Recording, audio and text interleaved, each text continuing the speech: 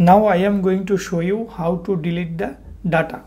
In order to delete the data, I am going to create a function that is public function delete, and here I will write the query, and in the web.php I am going to create another route. Here I am going to give here the name delete.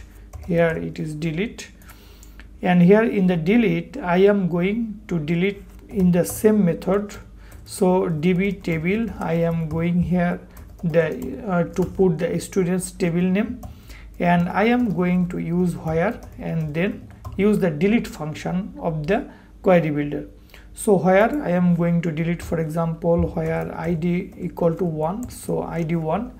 So the first student will now be deleted if I run this query, because I am going to use the delete function where id equal to 1, and from which table it will be deleted? It will be deleted from the students table. If you go here, I run the query, you see that the first data will be deleted. So here instead of update I am going to call delete, enter.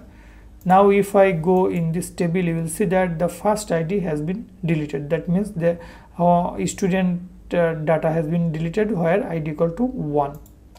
So in this way you can easily delete the data from the database table using the query builder.